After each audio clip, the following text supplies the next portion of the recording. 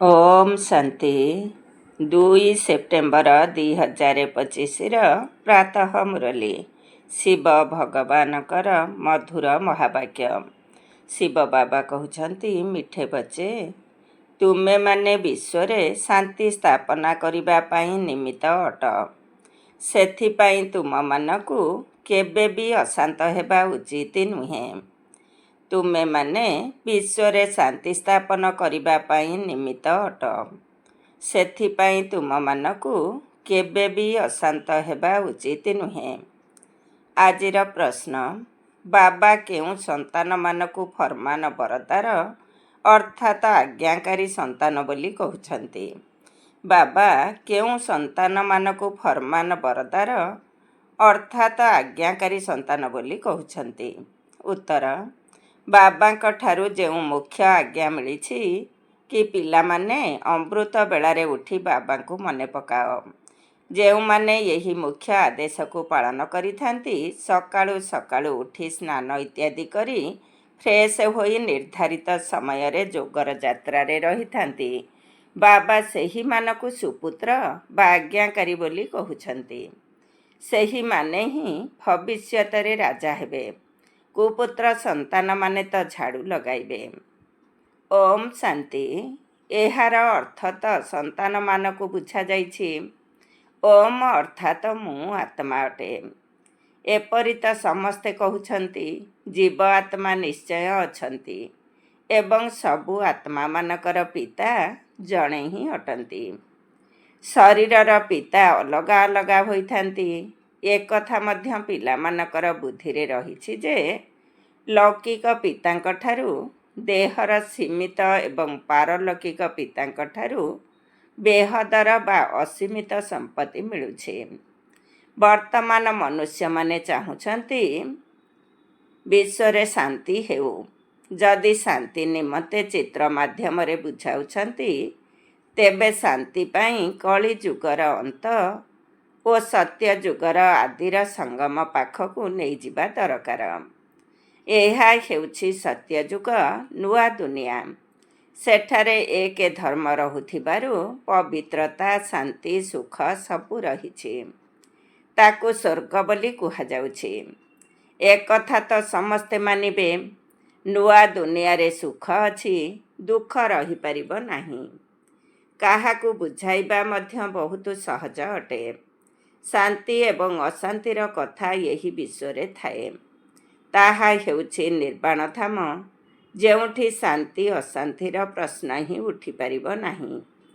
ପିଲାମାନେ ଯେତେବେଳେ ଭାଷଣ କରୁଛନ୍ତି, ପ୍ରଥମେ ପ୍ରଥମେ ବିଶ୍ୱରେ ଶାନ୍ତିର କଥା ଉଠାଇବା ଦରକାର। ମନୁଷ୍ୟ ଶାନ୍ତି ପ୍ରତିଷ୍ଠା ପାଇଁ ବହୁତ ପ୍ରୟାସ କରୁଛନ୍ତି। ସେମାନଙ୍କୁ ପୁରସ୍କାର ମଧ୍ୟ ମିଳୁଛି।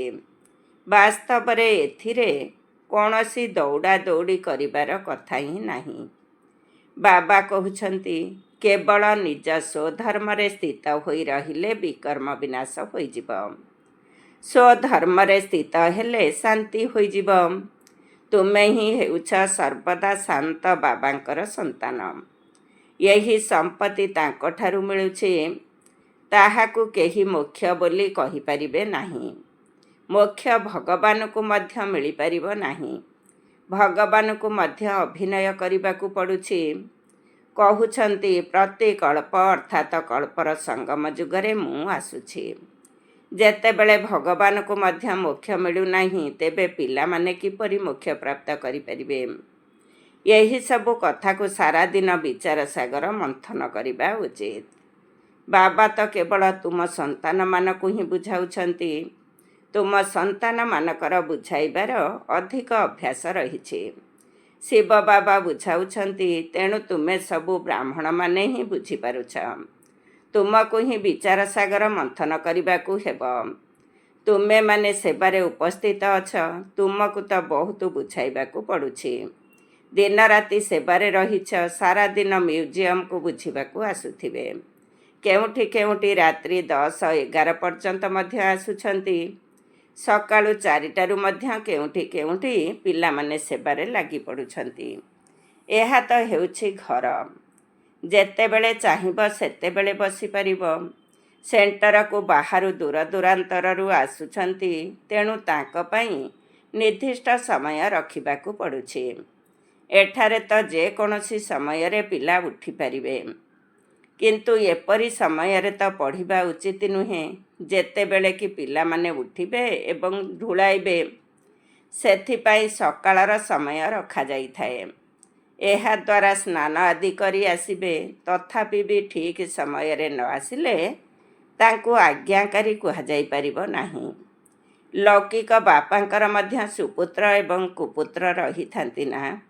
ବେହଦ ବାବାଙ୍କର ମଧ୍ୟ ସେହିପରି ରହିଛନ୍ତି। ସୁପୁତ୍ର ଯାଇ ରାଜା ହେବେ, କୁପୁତ୍ର ଯାଇ ଝାଡ଼ୁଦାର ହେବେ। ସବୁ ତ ଜଣାପଡ଼ି ଯାଉଛି ନା? ଶ୍ରୀକୃଷ୍ଣ ଜନ୍ମାଷ୍ଟମୀ ବିଷୟରେ ମଧ୍ୟ ବୁଝାଯାଇଛି। ଶ୍ରୀକୃଷ୍ଣଙ୍କ ଜନ୍ମ ଯେତେବେଳେ ହୋଇଥାଏ, ସେତେବେଳେ ଯାଇ ସ୍ୱର୍ଗ ହୋଇଥାଏ। ଏକ ହିଁ ରାଜ୍ୟ ହୋଇଥାଏ। ବିଶ୍ୱରେ ଶାନ୍ତି ରହିବ। ସ୍ୱର୍ଗରେ ବହୁତ କମ୍ ମନୁଷ୍ୟ ରହିବେ। ତାହା ହିଁ ହେଉଛି ନୂଆ ଦୁନିଆ। ସେଠାରେ ଅଶାନ୍ତି ହୋଇପାରିବ ନାହିଁ।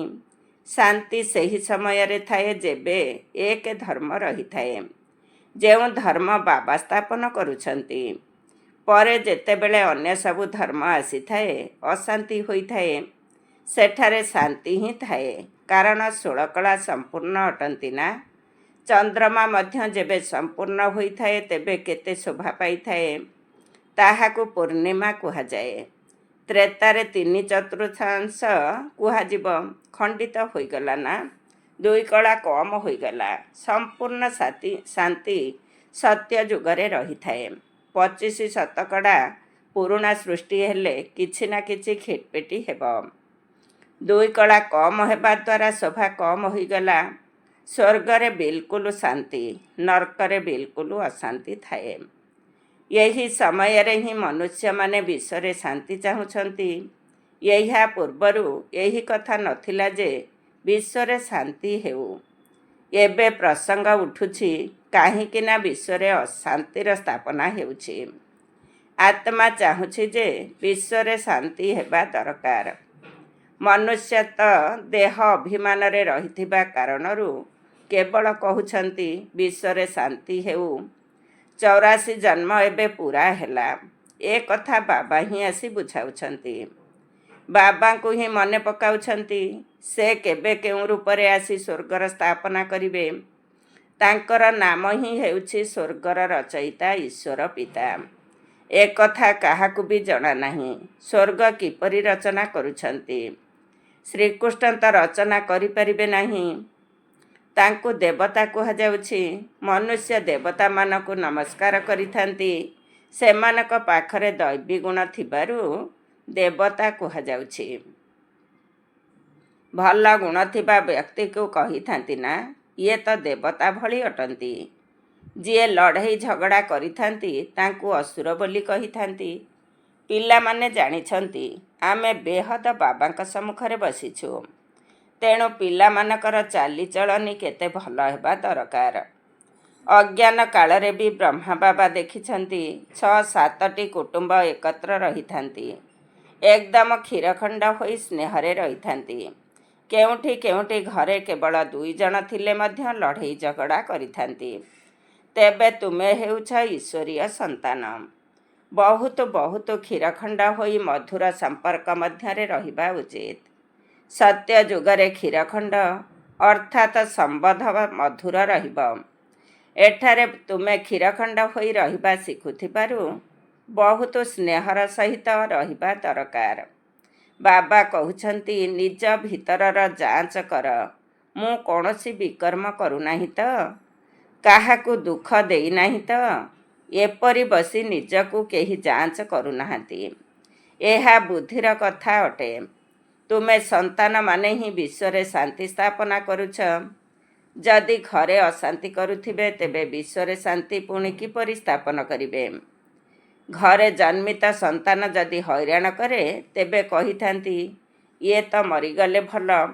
କୌଣସି ଅଭ୍ୟାସରେ ଅଭ୍ୟସ୍ତ ହୋଇଗଲେ ତାହା ପକ୍କା ହୋଇଯାଇଥାଏ। ଏକଥା ବୁଦ୍ଧିରେ ରହୁନାହିଁ ଯେ ଆମେ ତ ଅବିନାଶୀ ବାବାଙ୍କର ସନ୍ତାନ ଅଟୁ। ଆମକୁ ତ ବିଶ୍ୱରେ ଶାନ୍ତି ସ୍ଥାପନା କରିବାକୁ ହେବ। ଶିବ ବାବାଙ୍କ ସନ୍ତାନ ହୋଇ ଯଦି ଅଶାନ୍ତି ହେଉଛ, ତେବେ ଶିବ ବାବାଙ୍କ ପାଖକୁ ଆସ। ସେ ତ ହୀରା ସଦୃଶ୍ୟ। ସେ ତୁରନ୍ତ ତୁମକୁ ଉପାୟ ବତାଇ ଦେବେ ଯେ ତୁମେ ଏହିପରି ଭାବେ ଶାନ୍ତ ହୋଇ ରହିପାରିବ। ଶାନ୍ତିରେ ରହିବାର ମାର୍ଗଦର୍ଶନ କରାଇବେ। ଏପରି ବହୁତ ରହିଛନ୍ତି ଯାହାଙ୍କର ଚଳନି ଦେବତ୍ୱ ବା ଦୈବିକୁଳ ସଦୃଶ୍ୟ ନୁହେଁ। ତୁମେ ଏବେ ପ୍ରସ୍ତୁତ ହେଉଛ ପବିତ୍ର ସୁନ୍ଦର ଦୁନିଆକୁ ଯିବା ପାଇଁ। ଏହା ଦୁର୍ଗନ୍ଧ ଦୁନିଆ ବେଶ୍ୟାଳୟ ଅଟେ। ଏହା ପ୍ରତି ଘୃଣା ଆସୁଛି। ବିଶ୍ୱରେ ଶାନ୍ତି ତ ନୂଆ ଦୁନିଆରେ ରହିବ। ସଙ୍ଗମରେ ଶାନ୍ତି ହୋଇପାରିବ ନାହିଁ। ଏଠାରେ ଶାନ୍ତ ରହିବା ପାଇଁ ପୁରୁଷାର୍ଥ କରୁଛନ୍ତି। ପୁରା ପୁରୁଷାର୍ଥ ନ କଲେ ଦଣ୍ଡ ଭୋଗିବାକୁ ପଡ଼ିବ। ମୋ ସାଥିରେ ତ ଧର୍ମରାଜ ଅଛନ୍ତି ନା। ଯେବେ ହିସାବ କିତାବ ପରିଶୋଧ ହେବାର ସମୟ ଆସିବ, ସେତେବେଳେ ବହୁତ ଦଣ୍ଡ ଭୋଗିବେ। କର୍ମ ଭୋଗ ତ ନିଶ୍ଚୟ ରହିଛି। ବେମାର ହେଉଛନ୍ତି, ତାହା ମଧ୍ୟ କର୍ମଭୋଗ ଅଟେ ନା। ବାବାଙ୍କ ଉପରେ ତ କେହି ନାହାନ୍ତି। ବୁଝାଉଛନ୍ତି, ପିଲାମାନେ ପବିତ୍ର ହୁଅ, ତେବେ ଉଚ୍ଚପଦ ପାଇବ। ନଚେତ କୌଣସି ଫାଇଦା ନାହିଁ। ଭଗବାନ ବାବା ଯାହାଙ୍କୁ ଅଧାକଳ୍ପ ମନେ ପକାଇଛ, ତାଙ୍କଠାରୁ ସମ୍ପତ୍ତି ନ ନେଲେ ପିଲାମାନେ କେଉଁ କାମର? କିନ୍ତୁ ଡ୍ରାମା ଅନୁସାରେ ଏସବୁ ନିଶ୍ଚୟ ହେବ। ତେବେ ବୁଝାଇବା ପାଇଁ ବହୁତ ଉପାୟ ରହିଛି। ବିଶ୍ୱରେ ଶାନ୍ତି ତ ସତ୍ୟଯୁଗରେ ହିଁ ଥିଲା, ଯେଉଁଠାରେ ଏହି ଲକ୍ଷ୍ମୀ ନାରାୟଣଙ୍କର ରାଜ୍ୟ ଥିଲା। ଲଢ଼େଇ ବି ନିଶ୍ଚୟ ଲାଗିବ। କାହିଁକି ନା ଅଶାନ୍ତି ରହିଛି ନା। ଶ୍ରୀକୃଷ୍ଣ ପୁଣି ସତ୍ୟଯୁଗରେ ଆସିବେ। କହିଥାନ୍ତି ଯେ କଳିଯୁଗରେ ଦେବତାମାନଙ୍କର ଛାୟା ପଡ଼ିପାରିବ ନାହିଁ। ଏକଥା ଏବେ ତୁମେମାନେ ଶୁଣୁଛ। ତୁମେ ଜାଣିଛ, ଶିବ ବାବା ଆମକୁ ପଢ଼ାଉଛନ୍ତି। ସେହି ଶିକ୍ଷାକୁ ଧାରଣ କରିବାକୁ ହେବ। ଏଥିପାଇଁ ସାରା ଜୀବନ ହିଁ ଲାଗିଯାଉଛି। କହୁଛନ୍ତି ନା, ସାରା ଆୟୁ ବୁଝାଇଲି, ତଥାପି ବି ବୁଝୁନାହାନ୍ତି। ବେହଦର ବାବା କହୁଛନ୍ତି, ପ୍ରଥମେ ତ ମୁଖ୍ୟ କଥା ବୁଝାଅ। ଜ୍ଞାନ ଏବଂ ଭକ୍ତି ଅଲଗା ଅଲଗା ଜିନିଷ ଅଟେ।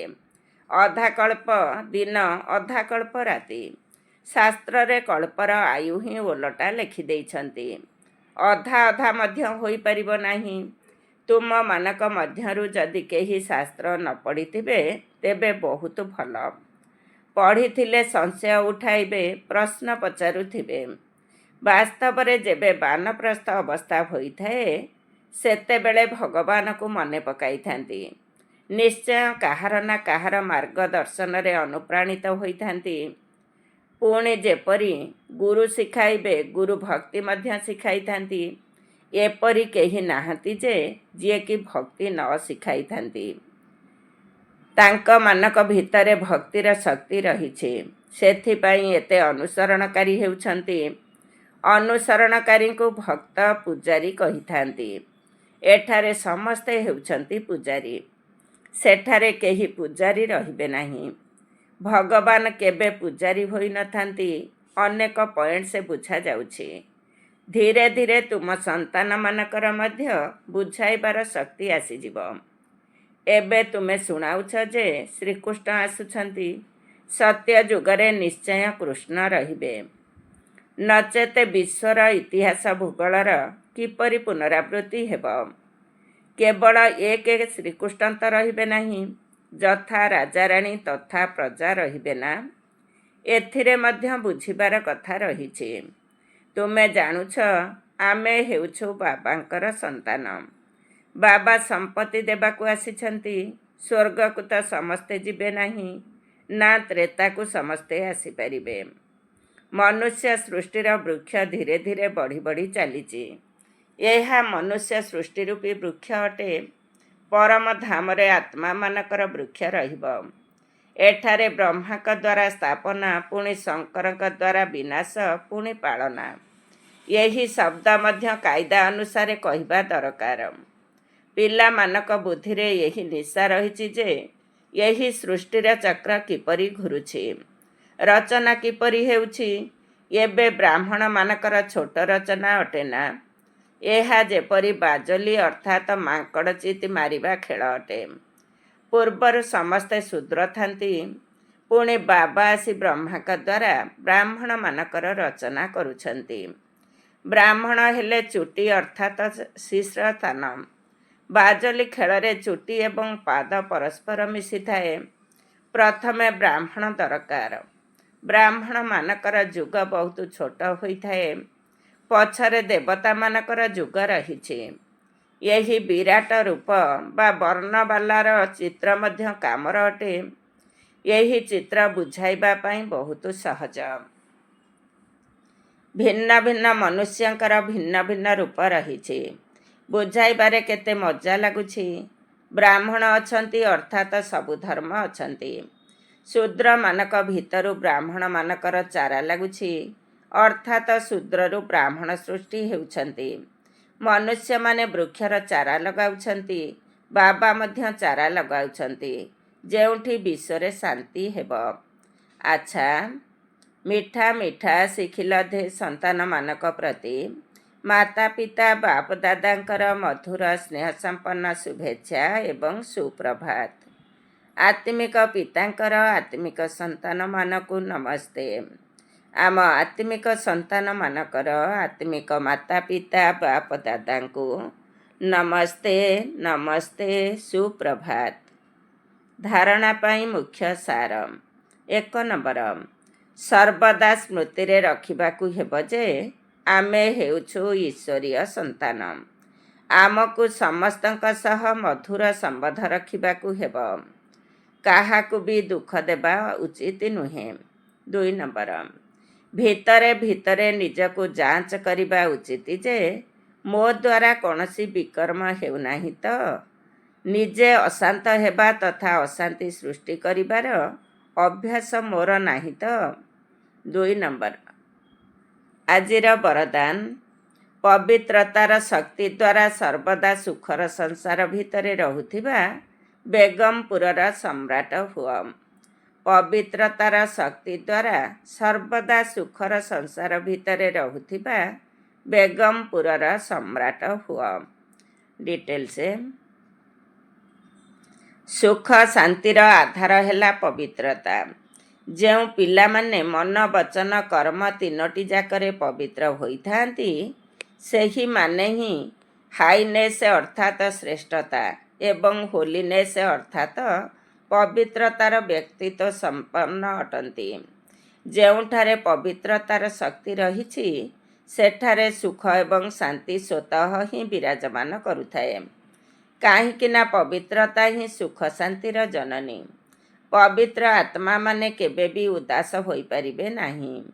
ସେମାନେ ବେଗମପୁରର ବାଦଶାହ ଅଟନ୍ତି। ସେମାନଙ୍କର ମୁକୁଟ ତଥା ସିଂହାସନ ସ୍ୱତନ୍ତ୍ର ଅଟେ। ସେମାନଙ୍କର ଆଲୋକର ମୁକୁଟ ପବିତ୍ରତାର ହିଁ ପ୍ରତୀକ ଅଟେ। ଆଜିର ସ୍ଲୋଗାନ, ମୁଁ ଆତ୍ମା ଅଟେ, ଶରୀର ନୁହେଁ। ଏହାକୁ ଚିନ୍ତନ କରିବା ହିଁ ସ୍ୱଚିନ୍ତନ ଅଟେ। ମୁଁ ଆତ୍ମା ଅଟେ, ଶରୀର ନୁହେଁ। ଏହାକୁ ଚିନ୍ତନ କରିବା ହିଁ ସ୍ୱଚିନ୍ତନ ଅଟେ। ଓମ୍ ଶାନ୍ତି। ଆଜିର ଅବ୍ୟକ୍ତ ଇଶାରା। ଏବେ ଲଗନର ଅଗ୍ନିକୁ ପ୍ରଜ୍ୱଳିତ କରି ଯୋଗକୁ ଜ୍ୱାଳା ରୂପ କର। ଶକ୍ତିଶାଳୀ ଯୋଗର ଅର୍ଥ ହେଲା ଲଗନର ଅଗ୍ନିକୁ ପ୍ରଜ୍ୱଳିତ କରିବା।